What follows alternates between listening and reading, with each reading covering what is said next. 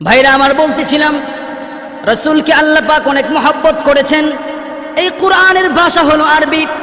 আবার আমরা যখন কবরে যাব, ওই কবরের ভাষাও কিন্তু আরবি। ওখানে জিজ্ঞেস করা হবে না তোমার রবকে, বাংলায় বলা হবে না, আরবিতেও ইংলিশেও বলা হবে না, হিন্দিতেও বলা হবে না, বলা হবে মার রব্বুকা আরবি ভাষায়। আবার কোরআনের মধ্যে আসছে, হাদিসের মধ্যে আসছে, ওই জান্নাতের ভাষাও কিন্তু আরবি। সুবহানাল্লাহ। আল্লাহর ভাষাও আরবি, নবীর ভাষাও আরবি, কবরের ভাষাও আরবি, আবার জান্নাতের ভাষাও আরবি। আল্লাহ পাক নবীকে তো মহব্বত করেছেন। আল্লাহ পাক এই নবীর আরবি ভাষা হরফ কয়টা? 29টা। আরবি ভাষা অক্ষর কয়টা ভাই? 29টা। আল্লাহ পাক রব্বুল আলামিন এই আরবি ভাষা 29টা অক্ষর দিয়ে নবীর নাম দিয়া সাজাইছেন। সুবহানাল্লাহ। প্রত্যেকটা অক্ষর আপনি টান দিবেন, নবীর শান আসবে, নবীর মান আসবে, মর্যাদা আসবে। 29টা অক্ষরের মধ্যে প্রথম অক্ষর কি? আলিফ। আপনি যদি আলিফকে টান দেন, আমার নবী আহমদ। সুবহানাল্লাহ। প্রথম অক্ষর লক্ষ্য করবেন, আপনি যদি আলিফকে টান দেন, আমার নবী আহমদ। আপনি যদি বাকে টান দেন, আমার নবী বাশির, সবচেয়ে বেশি সুসংবাদ দেনেওয়ালা। সুবহানাল্লাহ। আপনি যদি তাকে টান দেন, আমার নবী তাকি, সবচাইতে বেশি মুত্তাকি। আমার নবীর চাইতে মুত্তাকি দুনিয়ার মধ্যে আর কেউ ছিল না। রাতের আধারে যারা সিজদাতে রয়, দু চোখের অশ্রুতে নদী যেন বয়। রাতের আধারে যারা সিজদাতে রয়, দু চোখের অশ্রুতে নদী যেন বয়। চলনার হাত ছানি যতই আসুক, চলনার হাত ছানি যতই আসুক, পিছনে ফিরেও সে তাকাই না।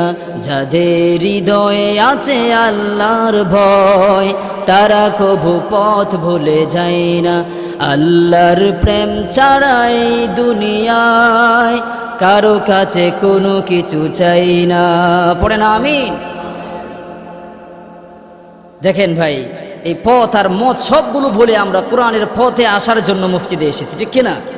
দেখেন আমরা কত দামি উম্মত, কেনই বা আসবো না মসজিদে? আল্লাহ পাক আমাদেরকে এমন একজন নবীর উম্মত বানিয়েছেন। ইতিহাস পড়লে দেখবেন, হজরতে আদম আলাইহিস সালাম থেকে শুরু করে হজরতে ঈসা আলাইহিস সালাম পর্যন্ত যত নবী রাসূল দুনিয়ার মধ্যে পাঠিয়েছেন আল্লাহ পাক, কাউকে আল্লাহ কোনো একটা গোত্রের জন্য নবী বানিয়েছেন, কাউকে কোনো একটা বংশের জন্য নবী বানিয়ে পাঠিয়েছেন, কাউকে কোনো একটা গ্রামের জন্য নবী বানিয়ে পাঠিয়েছেন, কাউকে একটা থানার জন্যে অথবা একটা দেশের জন্যে।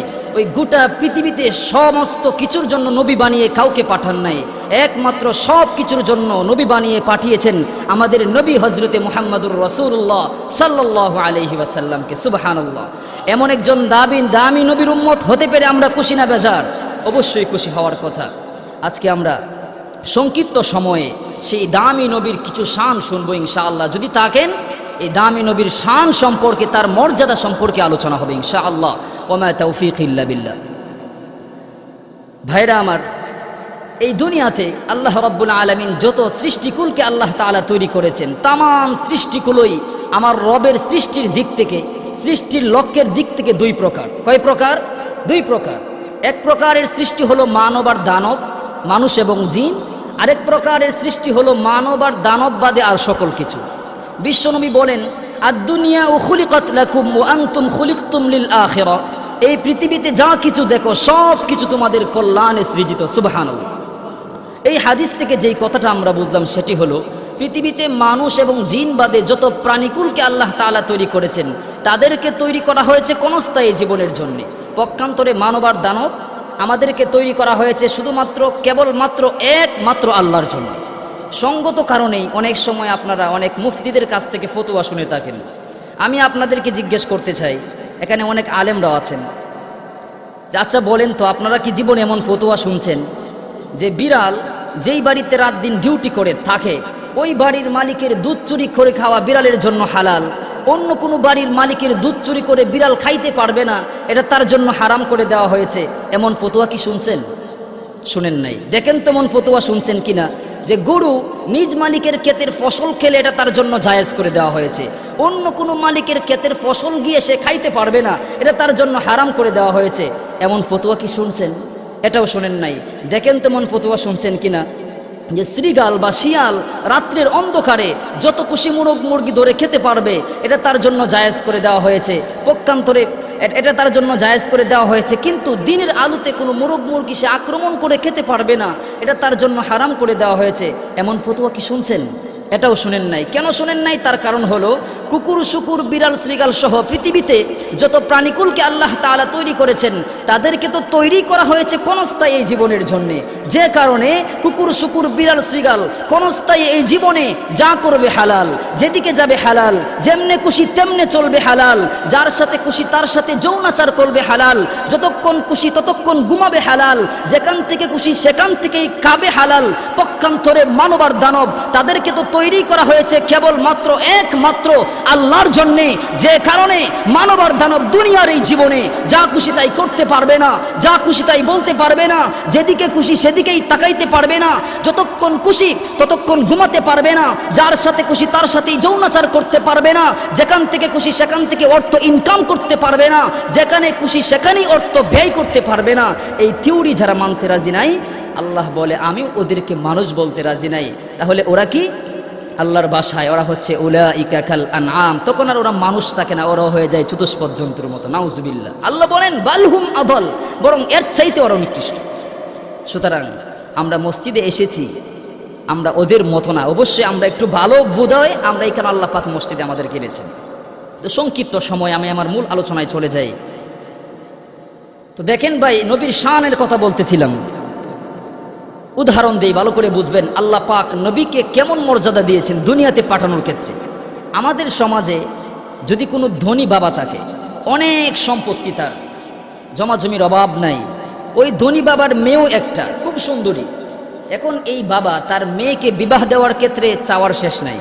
দেখবে ছেলে স্মার্ট কিনা, ছেলে সুন্দর কিনা, ছেলের শিক্ষাগত যোগ্যতা কেমন, ছেলের বাড়ির পরিবেশ কেমন, বাবার পরিবার কীরকম, মা কোন বংশের, এই সবগুলো একজন বাবা দেখবে কি দেখবে না? অবশ্যই দেখবে, যদি ধনী হয়, আবার একটা সুন্দরী কন্যা হয়। ঠিক তেমনি ভাবে রব্বুল আলামিন আমাদের নবীকে দুনিয়াতে পাঠানোর ক্ষেত্রে এই সবগুলো বিষয় লক্ষ্য করেছেন। সুবহানাল্লাহ। রব্বুল আলামিন যখন দুনিয়ার মধ্যে আমার নবীকে পাঠাবেন, আল্লাহর নবীকে দুনিয়াতে পাঠানোর ক্ষেত্রে আল্লাহ পাক রব্বুল আলামিন এই সবগুলো বিষয় লক্ষ্য করেছেন। কোন এলাকায় পাঠাবেন, বংশ কিরকম হবে, বংশ নির্বাচন শুরু হয়ে গেল। ইতিহাস তালাশ করলে দেখা যাবে তৎকালীন সময়ে গোটা পৃথিবীর মধ্যে সবচাইতে সম্ভ্রান্ত বংশের নাম ছিল কুরাইশ। সুবহানাল্লাহ। ওই কুরাইশ বংশ নির্বাচন হলো। এবার অনেকগুলো গোত্র মিলে একটা বংশ হয়। শুধুমাত্র বংশ নির্বাচন করে শেষ করে দেন নাই, রব্বুল আলামিন বংশ নির্বাচন করার পরে গোত্র নির্বাচন করছেন। ওই কুরাইশ বংশের মধ্যে সবচাইতে সম্ভ্রান্ত গোত্রের নাম হলো বনু হাশিম। সুবহানাল্লাহ। বনু হাশিমকে নির্বাচন করা হলো। বনু হাশিম নির্বাচন হওয়ার পরে বুঝেন অনেকগুলো পরিবার মিলে একটা গোত্র হয়। এবার আল্লাহ পরিবার নির্বাচন করতে লাগলেন, কোন পরিবারে পাঠাবেন। তৎকালীন সময়ে ওই বনু হাশিমের মধ্যে সবচাইতে সম্ভ্রান্ত পরিবারের নাম ছিল আব্দুল মুত্তালিবের পরিবার। সুবহানাল্লাহ। পরিবার নির্বাচন করে শেষ করে দেন নাই, কারণ পরিবার অনেকগুলো মানুষ মিলেই তো একটা পরিবার হয়। ওই পরিবারের মধ্যে আব্দুল মুত্তালিবের ছেলে আবার 12 জন। কোন ছেলের ঘরে পাঠাবেন? আব্বাস, আব্দুল্লাহ, আবু লাহাব, আবু তালেব, এরকম 12 জন ছেলে আছে। ওই 12 জন ছেলের মধ্যে সবচাইতে সম্মানিত ভদ্র ছেলের নাম হলো আব্দুল্লাহ। সুবহানাল্লাহ। আব্দুল্লাহকে নির্বাচন করা হলো। তারপরে রব্বুল আলামিন দেখেন এই দামি জিনিস, আমাদের নবীকে কারো পেটে রাখবেন, দামি জিনিস কিন্তু আমানত রাখে মানুষ, কম দামি জিনিসের আমানত নাই। এই দামি জিনিস কার কাছে আমানত রাখবেন, কার পেটের মধ্যে রাখবেন, পেটটাও তো দামি হওয়া লাগবে। রব্বুল আলামিন আগে থেকেই ওই মদিনার মধ্যে একজন মহিলাকে ঠিক করে রাখলেন, যার নাম হলো আমিনা। সুবহানাল্লাহ। আমিনা মানেই আমানত রক্ষাকারী। আল্লাহু আকবার। আবার রাসূল জন্মগ্রহণ করার পরে বাচ্চা পালন করা খুব কষ্টের কাজ, সুখের কাজ না। অনেক সময় বাচ্চা কানলে ঠুয়া মারে কিনা। এবার আল্লাহ পাক আমার রাসূলকে পাঠাবেন, কে দুধ পান করাবে? কেউ ঠুয়া দিতে পারবে না। রাসূলকে খুব ধৈর্য সহকারে লালন পালন করতে হবে। এরকম মহিলা কোথায় পাওয়া যাবে? আল্লাহ পাক আগে থেকে ওই তায়েফের মধ্যে একজন মহিলা, একজন দুধ মাতা হযরতে হালিমাতুস সাদিয়াকে নির্বাচন করে রাখলেন। সুবহানাল্লাহ। হালিমা অর্থই হচ্ছে সহনশীল। আল্লাহু আকবার। ওই যে ধনী বাবা বলছিলাম, ধনী বাবা তার মেয়েকে বিবাহ দেওয়ার ক্ষেত্রে সে বলে যে মূল গার্ডিয়ান আমার কাছে প্রস্তাব দেওয়া লাগবে। যেন তেন কেউ আয়সা আমার কাছে যদি বলে তোমার মেয়েকে বিবাহ দাও, আমি বিবাহ দিব না, মূল গার্ডিয়ান বলা লাগবে। বলে কিনা? বাবা বলা লাগবে, দাদা বলা লাগবে, এমনিতে বিয়ে দিব না। ঠিক তেমনি ভাবে রব্বুল আলামিনও বলেছেন আমার বন্ধুকে যে দুনিয়াতে পাঠাবো, প্রস্তাব দেন, প্রস্তাব, ফ্রি জিনিসের দাম নাই, মূল গার্ডিয়ান প্রস্তাব দিতে হবে আমার নবীকে, নয়তো পাঠাবো না। এখন বলতে পারেন দুনিয়ার মধ্যে কে প্রস্তাব দিয়েছে মূল গার্ডিয়ানকে? খলিল ইব্রাহিম আলাইহিস সালাম। সুবহানাল্লাহ। মিল্লাত আবিকুম ইব্রাহিম হুয়া সাম্মাকুমুল মুসলিমিন। আল্লাহু আকবার। খলিল ইব্রাহিম দোয়া করলেন, রব্বানা ওয়াবআথ ফীহিম রাসূলাম মিনহুম ইয়াতলু আলাইহিম আয়াতিহি ওয়া ইউযাক্কিহিম ওয়া ইউআল্লিমুহুমুল কিতাব। খলিল ইব্রাহিম দোয়া করলেন, রব্বুল আলামিন, বাবা আর ছেলে আমরা দুইজন মিলে আপনার ঘর বানালাম, কাবা নির্মাণ করলাম, এই ঘর আমরা সাজালাম, বাগান আমরা সাজালাম। এখন এই বাগান পরিচর্যার জন্য আপনার কাছে একটা মালি চাই। কি চাই? মালি চাই। দোয়া করলেন খলিলুল্লাহ। দোয়া করলেন কে ভাই? খলিলুল্লাহ ইব্রাহিম আলাইহিস সালাম দোয়া করলেন খলিলুল্লাহ। সেই দোয়ার মধ্যে আমিন বলে সত্যায়ন করলেন ইসমাইল জবিহুল্লাহ। জবিহুল্লাহ মানে আল্লাহর জন্য জবাইকৃত, জবাই হয় নাই। তো দোয়া করলেন কে? খলিলুল্লাহ। সকলেই বলেন, দোয়া করলেন কে? আমিন বললেন কে? জবিহুল্লাহ। যেই অফিসের মধ্যে বৈশা এই দোয়ার কাজ কারবার চলছে, ওই অফিসের নাম হলো বাইতুল্লাহ। আল্লাহু আকবার। আবার শুরু থেকে বলেন, দোয়া করলেন কে? খলিলুল্লাহ। আমিন বললেন কে? জবিহুল্লাহ। যেই অফিসের মধ্যে বৈশা এই দোয়ার কাজ কারবার চলছে, ওই অফিসের নাম হলো বাইতুল্লাহ। আল্লাহ বলে সব যেহেতু মিলা গেছে, আমিও একজনকে মিলা পাঠাইয়া দিচ্ছি, আমি আবার পাঠাইয়া দিচ্ছি আমার হাবিবুল্লাহ। সুবহানাল্লাহ। নবী দুনিয়াতে আসলেন। আসার পরে, জন্মগ্রহণ করার পরে লম্বা ইতিহাস সংক্ষিপ্ত করে আমি বলছি।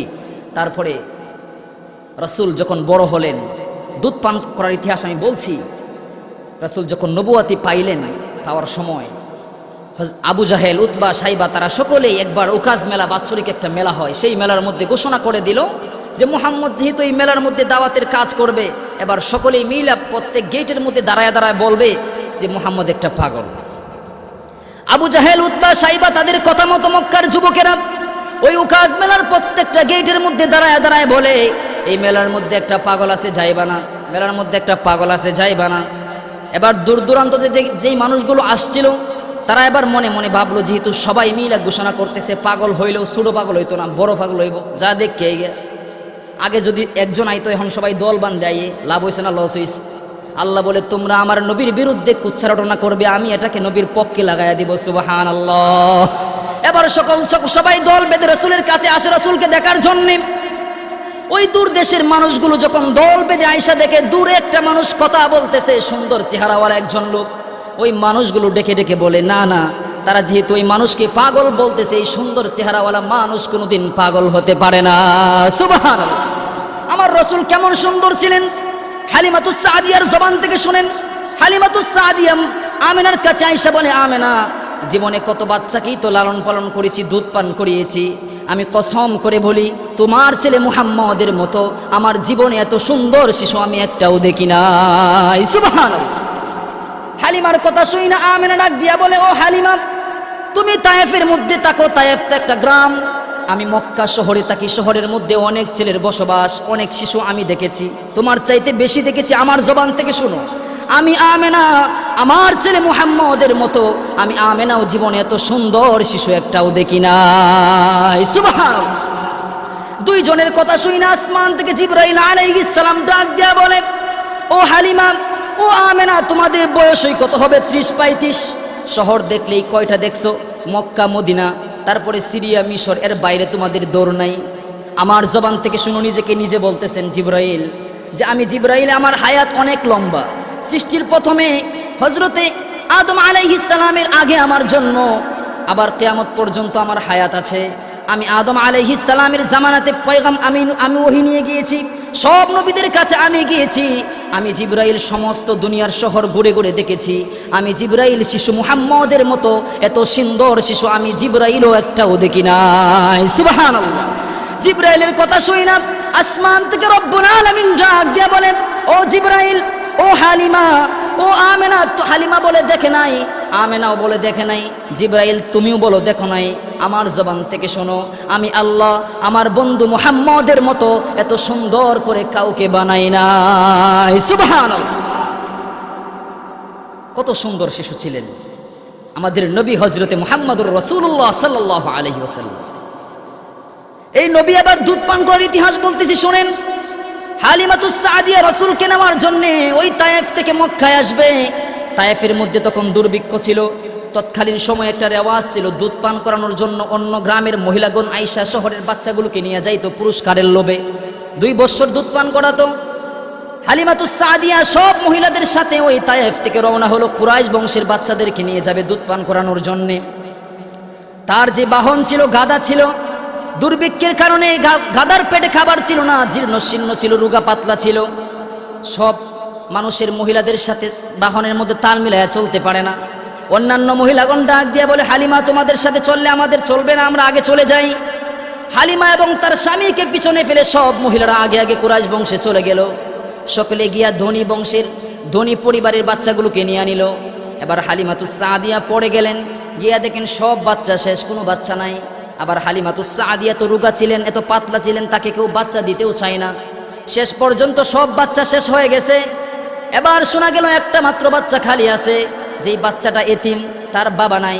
পুরস্কারের লোভ যেহেতু বেশি নাই, পুরস্কার কে দিবে, এই জন্য এই বাচ্চাকে কেউ নেয় না। তার মানে হালিমা চিকনা রোগা পাতলা হওয়ার কারণে হালিমাকে কেউ বাচ্চা দেয় না, আর আমার নবীর বাবা না থাকার কারণে বাচ্চা কেউ দেয় না। মিলে গেছে। এবার হালিমা এসা তার স্বামীকে ডাক দিয়া বলে, স্বামী, খালি হাতে ফিরে যাওয়ার চেয়ে অনুমতি দেন এই এতিম বাচ্চাটাকে নিয়ে নেই। আমার মন বলতেছে এই বাচ্চাকে আমি একবার দেখেছি, এই বাচ্চা অলৌকিক কোনো কিছু হবে, এই বাচ্চা অনেক সুন্দর, তার চেহারা অনেক মায়াবী, আমাকে এই বাচ্চা নেওয়ার অনুমতি দেন। এবার হালিমার স্বামী বললেন, ঠিক আছে যাও, বাচ্চা নেওয়ার অনুমতি দিয়ে দিলাম। হালিমাতুস সাদিয়া বলেন, যখন আমি কোলে নিলাম আমার মনে হলো আমি অনেক বড় একটা বরকতময় জিনিসকে কোলে নিয়েছি। আল্লাহু আকবার।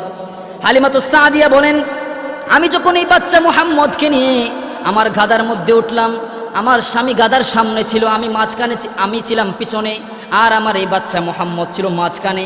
গাদার মধ্যে যখন উঠলাম, গাদা মাটির মধ্যে বৈশা পড়ছে। আবার নামলাম, আবার এভাবে উঠলাম, আবার গাদা মাটির মধ্যে বৈশা পড়ছে। এবার আমি স্বামীকে বললাম, স্বামী, আমার মনে হয় কিছু একটা ঘটতেছে, আপনি একটু পিছনে বসেন, এই বাচ্চাকে সামনে বসাই। আমার নবী মুহাম্মদুর রাসূলুল্লাহ সাল্লাল্লাহু আলাইহি ওয়াসাল্লাম শিশু নবীকে যখন সামনে বসানো হলো, এমনিতেই গাদা বসা থেকে ওইটা দৌড়তেছে। সুবহানাল্লাহ।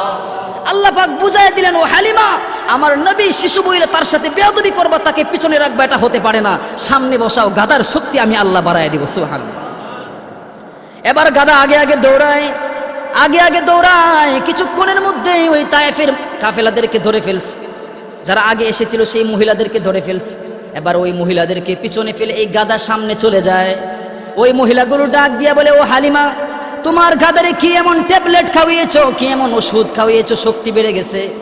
হালিমা ডাক দিয়া বলে, না না, এটা কোনো ওষুধের কারামতি না, এটা কোনো ট্যাবলেটের কারামতি না, আমরা যেই মেহমান নিয়েছি এই মেহমানের কারামতি। আল্লাহু আকবার। বরকত শুরু হয়ে গেছে, নবীর বরকত। হালিমা বলেন, তাকে যখন আমরা তায়েফে নিয়ে গেলাম, তায়েফে নিয়ে যাওয়ার পরে আমরা যখন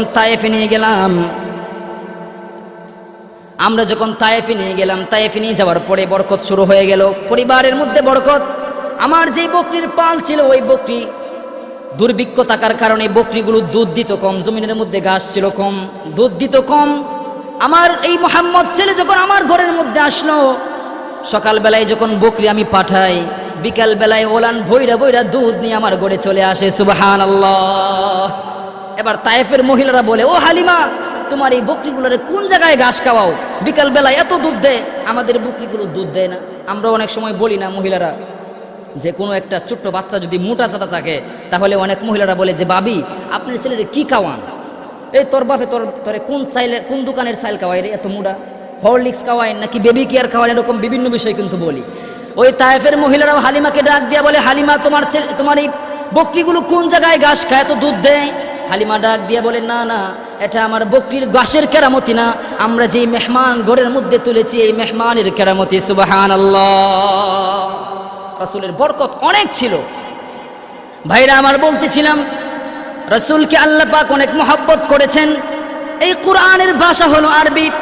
আবার আমরা যখন কবরে যাব, ওই কবরের ভাষাও কিন্তু আরবি। ওখানে জিজ্ঞেস করা হবে না তোমার রবকে, বাংলায় বলা হবে না, আরবিতেও ইংলিশেও বলা হবে না, হিন্দিতেও বলা হবে না, বলা হবে মার রব্বুকা আরবি ভাষায়।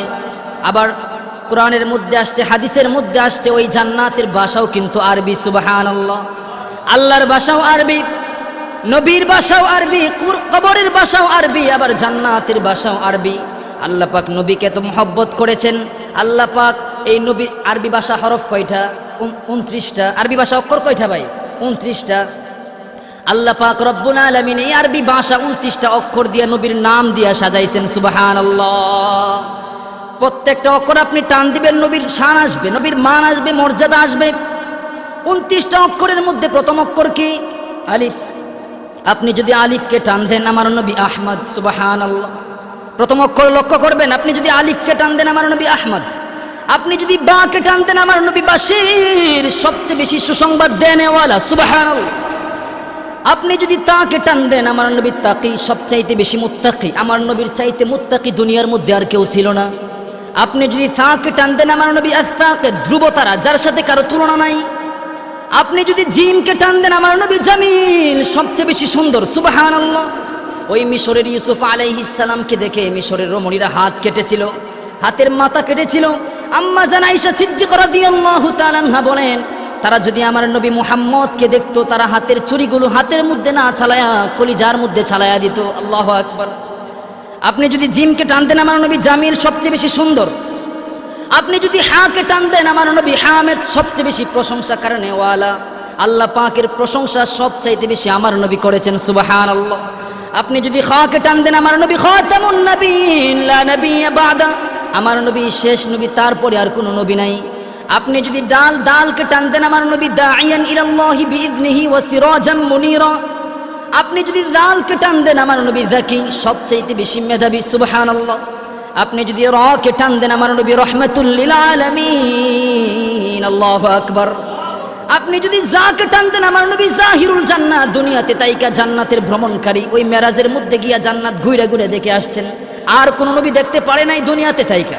আদম আলাইহিস সালাম দেখেছেন দুনিয়াতে আসার আগে। আমাদের নবী জাহিরুল জান্নাহ। আপনি যদি সিনকে টান দেন, আমার নবী সাইয়্যিদুল বাশার, সাকিয়ে কাউসার, দুনিয়ার সব মানুষের নেতা, কাউসারের নেতা। আপনি যদি শিনকে টান দেন, আমার নবী শাফিউল মুজনিবিন, কিয়ামতের ময়দানে আল্লাহর দরবারে অপরাধীদের সুপারিশকারী। সুবহানাল্লাহ। আপনি যদি তকে টান দেন, আমার নবী তয়্যিবার তাহের, পবিত্র সত্তা। আপনি যদি জকে টান দেন, আমার নবী যাহির লাইসাল বাতিন।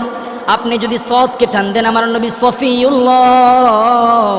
আপনি যদি দদকে টান দেন, আমার নবী দামেন, উম্মতের জিম্মাদার। নবী বলেছেন, মাই ইয়াজমান লি মা বাইনা লিহিয়াই ওয়া রিজলাই আজমান লাহুল জান্নাহ। যে উম্মত তার লজ্জাস্থান এবং জিহ্বার জিম্মাদার হয়ে যাবে, আমি রাসূল তার জন্য জান্নাতের জিম্মাদার হয়ে যাব। সুবহানাল্লাহ। তারপরে আপনি যদি আইনকে টান দেন, আমার নবী আজিজ, আমার নবী আব্দুল্লাহ। আল্লাহু আকবার। আপনি যদি গায়নকে টান দেন, আমার নবী গয়ুর, সবচাইতে বেশি আত্মমর্যাদাওয়ালা। নবী বলেছেন, আনা আগিয়ারু মিনকুম, তোমাদের মধ্যে সবচাইতে আত্মমর্যাদা আমার বেশি। আপনি যদি মিমকে টান দেন, আমার নবী মুহাম্মদ, আমার নবী মাহবুব, আমার নবী মানসুর, আমার নবী মুজাম্মিল, আমার নবী মুদ্দাসির, আমার নবী মুস্তাফা সাল্লাল্লাহু আলাইহি ওয়াসাল্লাম। তারপরে আপনি যদি ওয়াওকে টান দেন, আমার নবী ওয়াকিল, উম্মতের ওকালতি করবেন। আপনি যদি কাফকে টান দেন, আমার নবী কাফিল। আপনি যদি কফকে টান দেন, আমার নবী কারিউল কুরআন, কুরআনের সবচাইতে সুন্দর তেলাওয়াত করনেওয়ালা। আপনি যদি ওয়াওকে টান দেন, ওয়াকিল। তারপরে আপনি যদি হাকে টান দেন, আমার নবী হাদি লিল আলাম, গোটা জাহানের হেদায়েত করনেওয়ালা। আপনি যদি হামজাকে টান দেন, আমার নবী হচ্ছে আল আমিন, ওই কাফেররা আল আমিন উপাধি দিয়েছে। তারপরে আপনি যদি সর্বশেষ অক্ষর ইয়াকে টান দেন, আহারে মালিক কত সুন্দর করে আমার নবীকে ডাক দিয়েছেন, ইয়াসিন। আল্লাহু আকবার। জোরে বলুন। অনেক মহব্বত করেছেন নবীকে। ওই নবী দুনিয়ার জীবনে, মক্কার জীবনে অনেক কষ্ট করেছেন। 13 বছর তুতু খেয়েছেন, গালি খেয়েছেন, কুৎসা রটিয়েছে, পাগল বলেছে, ধৈর্য ধারণ করে মদিনায় গিয়েছেন। আস্তে আস্তে পৃথিবীতে ইসলাম বিজয় হয়েছে। ওই মক্কা বিজয়ের ইতিহাস তালাশ করেন। মক্কা বিজয়ের দ্বিতীয় দিন রসুল কাবার সামনে আইসা ভাষণ দিচ্ছেন, বক্তৃতা দিচ্ছেন। ও মক্কাবাসী, কাফেরদেরকে লক্ষ্য করে বলছেন, ও মক্কাবাসী, স্মরণ করো তোমরা তোমাদের ইতিহাসকে। তোমরা কারা?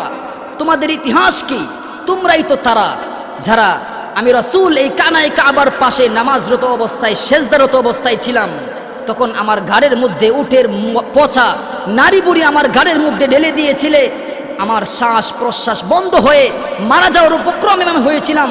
আমার 4-5 বছরের ছোট্ট মেয়ে ফাতেমা তোমাদের কাছে কেঁদে কেঁদে বলেছিল, আমার বাবাকে বাঁচাও, আমার বাবাকে বাঁচাও। সেদিন আমার ওই ছোট্ট মেয়ের কথা, আমার এই ছোট্ট মেয়ের কান্না তোমাদের কারো দিলে রেখাপাত করে নাই। ও মক্কাবাসী, স্মরণ করো তোমরা তোমাদের ইতিহাসকে। তোমরা কারা? তোমরাই তো তারা যারা আমার সাহাবী বেলাল রাদিয়াল্লাহু তাআলা আনহুকে উত্তপ্ত মরুভূমির মধ্যে শুইয়ে দিয়েছো, তার বুকের উপরে পাথর চাপা দিয়েছো। তোমরাই তো তারা যারা আমার সাহাবী খাব্বাবকে ইসলাম গ্রহণ করার কারণে জ্বলন্ত অঙ্গারের উপরে শুইয়ে দিয়েছো। তার পিঠের মাংসগুলি, তার পিঠের চর্বিগুলি ওই আগুন দিয়ে নিভে যেত, তোমাদের দিলের মধ্যে দয়া হতো না। তোমরাই তো তারা যারা আমার 90 বছরের বৃদ্ধা সাহাবী হযরত সুমাইয়া রাদিয়াল্লাহু তাআলা আনহাকে লজ্জাস্থান বরাবর বর্ষা নিক্ষেপ করে হত্যা করেছো মানুষের সামনে, তোমাদের দিলে দয়া হয় নাই। তোমরাই তো তারা যারা আমি নবীকে, আমার সাহাবীদের এক জামাতকে 3 বছর পর্যন্ত শিয়াবি আবু তালিবের মধ্যে কারারুদ্ধ করে রেখেছো। বাঁচার জন্য সেখানে আমরা গাছের পাতা খেয়েছি, লতা খেয়েছি, গাছের শিকড় খেয়েছি, তোমাদের দিলে দয়া হয় নাই। তোমরাই তো তারা যারা আমার সাহাবীদেরকে ওই মক্কার মধ্যে থাকতে দাও নাই। দাদা ইব্রাহিম খলিলুল্লাহর শহর ছেড়ে ওই কানায় কাবা ছেড়ে মদিনায় যেতে বাধ্য করেছো। মদিনায় যাওয়ার পরেও শান্তিতে থাকতে দাও নাই। কখনো বদর, কখনো উহুদ, কখনো খন্দক, কখনো খাইবার, 27টা যুদ্ধে আমি রাসূলকে অংশগ্রহণ করিয়েছো। আরে উহুদের জমিনে আমার 2টা দাঁতকে শহীদ করেছো, মাথার মধ্যে লোহার কোড়া বিদ্ধ করেছো, আমার চাচা আমির হামজাকে টুকরা টুকরা করেছো, তার নাক কেটেছো, কান কেটেছো, লজ্জাস্থান কেটেছো, তার কলিজা বের করে চাপিয়ে খেয়েছো, তার লাশের টুকরাগুলো সুতার মধ্যে মালা গেঁথে ওই মালা গলায় দিয়ে উহুদের জমিনে নেচে নেচে তোমরা উল্লাস করেছো। রাসূল এই কথাগুলো কাফেরদের সামনে বলতেছেন। এই ছিল তোমাদের ইতিহাস। এখন তোমরাই বলো, আমা তারাউনা ইন্নী ফাইলুম বিকুম, আমি তোমাদের সাথে কি আচরণ করতে পারি? তখন সব কাফেররা বলতে লাগলো, আনতা ইবনুন কারিম ও আখুন কারিম, আপনি আমাদের ভাই, আপনি আমাদের ভাতিজা, আপনি আমাদের ছেলে। আমরা চাই এক বাবা তার সন্তানের সাথে যেই আচরণ করে, এক ভাই আরেক ভাইয়ের সাথে যেই আচরণ করে, আপনি আমাদের সাথে সেই আচরণ করবেন। নবী সেদিন, এই রহমতের নবী সেদিন বলেছিলেন, লা তাসরিবা আলাইকুমুল ইয়াউম, ও মক্কাবাসী, আজ আমি তোমাদের সবাইকে মাফ করে দিলাম। সুবহানাল্লাহ। আজকে সুমাইয়ার শাহাদাত মাফ, আমির হামজার হত্যা মাফ, বেলালের নির্যাতন মাফ, খাব্বাবের অত্যাচার মাফ, সবগুলো মাফ করে দিলাম। সুবহানাল্লাহ। কেমন মর্যাদাওয়ালা, কেমন দয়ালু, কেমন রহমতের নবী ছিলেন। আল্লাহু আকবার। এই জন্য ভাইরা আমার, এই নবীকে চেনা দরকার, এই নবীকে জানা দরকার। এমন একজন দামি নবীর উম্মত হতে পেরে আসলেই কি আমরা খুশি? ইনশাআল্লাহ আসলেই খুশি হওয়ার কথা। সংক্ষিপ্ত সময় শেষ করে দিব কয়েকটি কথা বলে। ভাই দেখেন, এই দুনিয়াতে থাকা যাবে না, এই দুনিয়া থেকে চলে যেতে হবে। এই দুনিয়াটা ক্ষণস্থায়ী। আর দুনিয়া ও সিজনুল মুমিন ও জান্নাতুল কাফের, মুমিনের জন্য জেলখানা, কাফেরের জন্য ভালাখানা। আমি আপনাদেরকে জিজ্ঞেস করতে চাই, আমাদের অনেকের ছেলেরা বিদেশ থাকে, অনেকের ভাই বিদেশ থাকে। যারা বিদেশ থাকে তাদেরকে যদি জিজ্ঞেস করি, ভাই আপনি এই সৌদি আরবের মধ্যে একটা ঘরের মধ্যে 5 জন জায়গা নেয়, 10 জন জায়গা নেয়, এই ঘরের মধ্যে 15 জন 20 জন এরকম গাদাগাদি করে থাকার মানে কি? দেখবেন যারা বিদেশ থাকে ঘরের মধ্যে ট্রেনের সিটের মতো তাকের উপরে থাক, এরকম থাকে। তাকে যদি জিজ্ঞেস করি, ভাই বাংলাদেশের মধ্যে তো আপনার সুন্দর বিল্ডিং বাড়ি আছে, পাকিস্তানের মধ্যে সুন্দর বিল্ডিং বাড়ি আছে, এসিওয়ালা ঘর আছে, আপনি এই সৌদি আরব, এই কাতার, এই দুবাইয়ে আপনি এত কষ্ট করে থাকার মানে কি? তখন ওই ভাই আমাকে উত্তর দিবে যে, ভাই এই সৌদি আরব, এই কাতার, এই মালয়েশিয়া, এটা তো আমাদের আসল বাড়ি না। আমাদের আসল বাড়ি তো বাংলাদেশ, আসল বাড়ি তো পাকিস্তান, আসল বাড়ি তো ইন্ডিয়া। আমরা তো এখানে সাময়িক 5 বছরের জন্য আসছি, 10 বছরের জন্য আসছি। এই 10 বছর যদি কষ্ট করে টাকা ইনকাম করতে পারি, বাকি 50 বছর 60 বছর বাংলাদেশে যেয়ে, পাকিস্তানে যেয়ে, ভারতে যেয়ে সুখে কাটাইতে পারবো, এই জন্য 10 বছর কষ্ট করতেছি। এই কথাগুলো আমাদেরকে সব ভাই বলবে কি বলবে না? অবশ্যই বলবে। ঠিক তেমনি ভাবে চিন্তা করে দেখেন, এই দুনিয়াটা হচ্ছে 70-80 বছরের জিন্দেগি, 60 বছরের জিন্দেগি। এই 60 বছর 70 বছর যদি আমরা কষ্ট করতে পারি, আমাদের চিরস্থায়ী জান্নাতের জীবন সুখময় হয়ে যাবে। তাহলে আমরা এই 70-80 বছর, এই 50 বছর কষ্ট করতে রাজি আছি তাহলে ইনশাআল্লাহ? অবশ্যই রাজি হওয়ার কথা। ভাই, এই দুনিয়াটা একটা ধোঁকা, চাকচিক্যময় জায়গা। ইন্নামাদ দুনিয়া লাহু ওয়া লাইব, এরকম কোরআনের মধ্যে আছে, একটা খেলনার বস্তু। দুনিয়ার উদাহরণ অনেকে এরকম দিয়েছেন, দুনিয়াটা হচ্ছে 3টা লাশ আর 2টা স্বর্ণের টুকরা। দুনিয়ার উদাহরণ 3টা লাশ আর 2টা স্বর্ণের টুকরা। 3 বন্ধু রওনা হয়েছে, সফরে যাবে। যাইতে যাইতে হঠাৎ করে তারা মাঝ পথে কোনো এক জায়গায় 2টা স্বর্ণের টুকরা পাইল। কয়টা স্বর্ণের টুকরা ভাই? 2টা স্বর্ণের টুকরা পাইছে। স্বর্ণের টুকরা পেয়ে মহাখুশি, আমাদের জীবনে আর কাজ করা লাগবে না, জীবন ভরে আমরা এই স্বর্ণের টুকরা যদি বৈশা বৈশা খাই, আমাদের জীবন পার হয়ে যাবে। এবার মানুষ তো 3 জন, স্বর্ণের টুকরা কয়টা? 2টা। এখন তো ভাগ বন্টন করতে হবে, যেহেতু সবাই মিলা পাইছে। ভাগ বন্টন করার আগে এক বন্ধু বলতেছে, আরে আমরা ভাগ বন্টন পরে করি, আমাদের পেটের মধ্যে ক্ষুধা, যাও একজন বাজারে যাও, গিয়ে রুটি নিয়ে আসো, আগে খাই, তারপরে আমরা এই স্বর্ণ ভাগ বন্টন করি। তারা এক বন্ধুকে বাজারে পাঠালো। বাজারে যখন ওই বন্ধু চলে গেল, এই 2 বন্ধু এই জায়গায় তাইকা পরামর্শ করে যে ভাই, মানুষ তো 3 জন, স্বর্ণের টুকরা তো 2টা, ও আসার সাথে সাথে যদি ওরে শেষ করে দেওয়া যায়, ভাগ বন্টন সহজ, তোমার একটা আমার একটা। তারা প্রস্তুত, আসার সাথে সাথেই তাকে হত্যা করে ফেলবে। ওই বন্ধু যে বাজারে গেছে, ও যাওয়ার সময় চিন্তা করতেছে, আরে মানুষ তো 3 জন, স্বর্ণের টুকরা তো 2টা, আমি যদি আমার রুটি খেয়ে বাকি রুটির মধ্যে বিষ মিশাই নিয়ে যাইতে পারি, ওই বিষ মিশানো খাবার ওরা খেয়ে শেষ, কোনো ভাগ বন্টনের দরকার নাই, 2টাই আমার। তো সে বিষ মিশিয়ে এই রুটি নিয়ে আসতেছে, আর এই 2 বন্ধু আগের পরামর্শ অনুযায়ী হত্যা করার জন্য প্রস্তুত। আসার সাথে সাথেই হত্যা করে ফেলল। এবার হত্যা করার পরে তার হাত থেকে রুটি ছিটকে পড়ল। এখন এক বন্ধু বলতেছে, আরে ও তো মারাই গেছে, আগে খাবারটা খেয়ে নেই, তারপরেই স্বর্ণ ভাগ বন্টন করি। এবার এই রুটি, বিষ মিশ্রিত রুটি তারাও খাইলো। খাওয়ার পরে তারাও জায়গার মধ্যে শেষ। 3টা লাশ একদিকে পড়ে রয়েছে আর 2টা স্বর্ণের টুকরা এভাবেই পড়ে রয়েছে। এটাই হচ্ছে দুনিয়া। যতই ইনকাম করেন, যতই খামান না কেন, ব্যাংক ব্যালেন্স যতই করেন, মরণের সময় ওই কাপড়ের মধ্যে, কবরের মধ্যে 1টি টাকাও আপনাকে দেওয়া হবে না, সবগুলো এভাবে জমিনের মধ্যে পড়ে থাকবে। এই জন্য দুনিয়া থেকে ভাই চলে যেতে হবে। এই দুনিয়া থাকার জায়গা না। সর্বশেষ একটা আমল দিয়ে আমি শেষ করে দিচ্ছি, আস্তাগফিরুল্লাহর আমল। আমরা নামাজের পরে অনেকেই আস্তাগফিরুল্লাহ পড়ি, ভাই এই আমলটা চালু রাখবেন। আস্তাগফিরুল্লাহর ফজিলত অনেক বেশি, হাদিস শুনলে বুঝবেন, ইতিহাস শুনলে বুঝবেন। আমরা যেই মাযহাব হানাফি মাযহাবে আছি, 4 মাযহাবের এক ইমাম, নাম হচ্ছে ইমাম আহমদ ইবনে হাম্বল। হাম্বলি মাযহাবের যে ইমাম, তার নাম হচ্ছে ইমাম আহমদ ইবনে হাম্বল। সেই ইমাম আহমদ ইবনে হাম্বল অনেক বড় একজন মুফাসসির ছিলেন, হাদিস বিশারদ ছিলেন। তিনি বৃদ্ধ বয়সে যখনই শুনতেন যে কোথাও কোনো একটা মানুষ একটা হাদিস জানে, ওই হাদিসটা সংগ্রহ করার জন্য উনি পায়ে হাইটা বছরকে বছর, দেশকে দেশ উনি সফর করতেন। আল্লাহু আকবার। বৃদ্ধ বয়সে যখন শুনলেন কোনো এক জায়গায় একটা মানুষ একটা নবীর হাদিস জানে, ওই হাদিসটা সংগ্রহ করার জন্য উনি হাঁটা শুরু করে দিলেন। যাইতে যাইতে কোনো একটা জায়গায় যাওয়ার পরে রাত হয়ে গেল। উনি রাত্র অতিবাহিত করার জন্য এক মসজিদে এশারের নামাজ পড়লেন। এশারের নামাজ পড়ে উনি ঘুমাবেন, পরিবেশ করতেছেন। খাদেম আয়েশা বলে যে ভাই এখানে থাকা যাবে না, কমিটির নিষেধ আছে। তখন ইমাম আহমদ ইবনে হাম্বল বলতেছে, আরে ভাই আমি তো এশারের নামাজ পড়েছি, আমি তো ফজরেরও মুসল্লি, আমাকে থাকতে দাও। বলে না, এখানে থাকা যাবে না। তো বৃদ্ধ মানুষ, তাকে মসজিদ থেকে বের করে দেওয়া হলো। আবার শীতের মাস, কনকনে শীত, বৃদ্ধ মানুষ মসজিদ থেকে বের হলেন, শীতে কাঁপতেছেন। হাঁটতে হাঁটতে কিছু দূর যাওয়ার পরে দেখেন একটা বাজার পাওয়া গেছে। ওই বাজারের মধ্যে উনি লক্ষ্য করে দেখলেন শাবুন খাব্বাস, এক রুটি বিক্রেতা যুবক, সে রুটি বানাচ্ছে। তো ইমাম আহমদ ইবনে হাম্বল ওই যুবকের কাছে গিয়ে বলতেছে, যুবক আমি তো দূর দেশ থেকে এসেছি, মুসাফির মানুষ। উনি ছদ্মবেশে ছিলেন। মুসাফির, তোমার এই চুলার মধ্যে আমি একটু আগুন পোহাতে পারবো? আমি শীতে কাঁপতেছি। যুবক বলে, কোনো সমস্যা নাই, আপনি বৃদ্ধ মানুষ, আগুন পোহান। এবার আহমদ ইবনে হাম্বল এই যুবকের চুলোর মধ্যে আগুন পোহাচ্ছেন। উনি যখন আগুন পোহাচ্ছেন আর লক্ষ্য করে দেখতেছেন এই যুবক, এই রুটি বিক্রেতা যুবক, সে যখন তাওয়ার মধ্যে রুটি দেয় বলে আস্তাগফিরুল্লাহ, যখন রুটি নামায় বলে আস্তাগফিরুল্লাহ, যখন কাস্টমার আসে রুটি দেয় বলে আস্তাগফিরুল্লাহ, যখন টাকা নেয় বলে আস্তাগফিরুল্লাহ, বাংতি দিলে আস্তাগফিরুল্লাহ। ইমাম অবাক হয়ে গেলেন। কিছুক্ষণ পরে কৌতূহল বশত জিজ্ঞেস করলেন, যুবক আমি আসার পর থেকে একটা জিনিস লক্ষ্য করতেছি, তুমি বারবার শুধু আস্তাগফিরুল্লাহ পড়তেছো। এই আস্তাগফিরুল্লাহর মধ্যে কি এমন পেয়েছো যে শুধু আস্তাগফিরুল্লাহ পড়ছো? যুবক ডাক দিয়া বলে যে, বৃদ্ধ আমি তো আপনাকে চিনি না, মুসাফির, আপনি শোনেন, আমি আস্তাগফিরুল্লাহ এই জন্য বেশি বেশি পড়ি, আমি আমার জীবনে যত দোয়া করেছি আস্তাগফিরুল্লাহর বদৌলতে আল্লাহ পাক রব্বুল আলামিন আমার সবগুলো দোয়া কবুল করে নিয়েছেন। সুবহানাল্লাহ।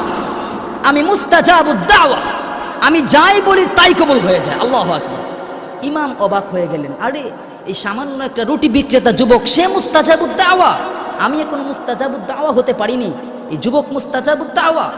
যুবককে ডাক দিয়ে বলে, যুবক সত্যি তুমি মুস্তাজাবুদ দাওয়া? বলে হ্যাঁ, আমি মুস্তাজাবুদ দাওয়া, যাই বলি তাই কবুল হয়ে যায়, আমার জীবনে সব দোয়াই কবুল হয়ে গেছে, তবে এখনো একটা দোয়া বাকি আছে, কবুল হয় নাই। এখন তো কৌতূহল আরো বাড়ছে, জিজ্ঞেস করে কোন সেই দোয়াটা? সব দোয়াই কবুল হয়ে গেছে, একটা দোয়া বাকি আছে। এবার ওই যুবক বলতেছে, আমি আল্লাহর কাছে অনেক বছর ধরে দোয়া করতেছি, আল্লাহ শুনেছি এই জামানার সবচাইতে বড় ইমামের নাম ইমাম আহমদ ইবনে হাম্বল, তার কথা অনেক শুনি, তাকে দুই চোখে এখনো দেখতে পারি নাই, আল্লাহর কাছে দোয়া করতেছি, আল্লাহ আমি যেন এই ইমামকে দুই চোখে দেখে মরতে পারি, এই দোয়াটা এখনো কবুল হয় নাই। এই কথা বলার পর ইমাম আহমদ ইবনে হাম্বল নিজেকে আর ধরে রাখতে পারে নাই, লাফ দিয়ে যুবককে ধরলেন, যুবককে ডাক দিয়ে বলে, যুবক আমি ইমাম আহমদ ইবনে হাম্বল, তোমার দোয়া আল্লাহ পাক এমনভাবে কবুল করেছেন, আমার মতো ইমামকে ওই দূর দেশ থেকে গাড়ে ধরে তোমার কাছে নিয়ে এসেছেন। আল্লাহু আকবার। যুবক সেজদায় পড়ে গেলেন। এই জন্য ভাই এই আস্তাগফিরুল্লাহর আমল বেশি বেশি করা চাই। দেখেন নবীর শানের কথা বলতেছিলাম, নবী কত কষ্ট করেছেন, সাহাবীদেরকে নির্যাতন করা হয়েছে, তারপর নবী পিছপা হন নাই। কিন্তু আমরা, আমাদের উপরে যদি কোনো হামলা মামলা আসে, ভয় আসে, তাহলে আমরা শেষ। আমরা শুধু এই খাবারের শেষে যে মিষ্টি খাইতে হয় এটা বুঝি, এটা সুন্নাত, দাওয়াত দেওয়া সুন্নাত, কিন্তু আরো যে সুন্নাত আছে সেই সুন্নাতগুলো আমরা মানতে চাই না। সুন্নাত নয় শুধু দাওয়াতের মেহমান, সুন্নাত নয় শুধু খাওয়া শেষে মধুপান, আরো কিছু সুন্নাত আছে তুমি জানো কি? জানলেও জীবনে কখনো তা মানো কি? আরো কিছু সুন্নাত আছে তুমি জানো কি? জানলেও জীবনে কখনো তা মানো কি? ঠিক না? সুন্নাত নয় শুধু নির্জনে ধ্যানে যাওয়া, আরো সুন্নাত হলো পাথরের আঘাত খাওয়া। ঠিক না? রাসূল উহুদের জমিনে পাথরের আঘাত খেয়েছেন, ওই তায়েফের ময়দানে পাথরের আঘাতে জর্জরিত হয়ে গিয়েছেন। সুন্নাত নয় শুধু নির্জনে ধ্যানে যাওয়া, আর সুন্নাত হলো পাথরের আঘাত খাওয়া। সুন্নাত নয় শুধু মজলুম সহায়ক, সুন্নাত উহুদে জালিমের প্রতিরোধ। মহাব্বতে তার সুদিনের সাথী তুমি, মহাব্বতে তার সুদিনের সাথী তুমি, দুর্দিনেও তার পাশে তাকো কি? আরো কিছু সুন্নাত আছে তুমি জানো কি? জানলেও জীবনে কখনো তা মানো কি? ঠিক না? সুন্নাত নয় শুধু নির্জনে ধ্যানে যাওয়া, আর সুন্নাত হলো পাথরের আঘাত খাওয়া। সুন্নাত নয় শুধু মেষ চড়াতে যাওয়া, আর সুন্নাত হলো রাষ্ট্রনায়ক হওয়া। ঠিক কিনা? রাসূল রাষ্ট্রনায়ক হয়েছেন, এই জন্য সবগুলোই সুন্নত, সবগুলো জায়গায় যেন আমাদের বিচরণ থাকে সুন্নত, সবগুলো সুন্নত যেন আমরা আমাদের জীবনে বাস্তবায়ন করতে পারি। নবীর শানের কথা শুনেছি, আমাদের নবী কেমন মর্যাদাওয়ালা নবী, সবগুলো আমরা শুনেছি।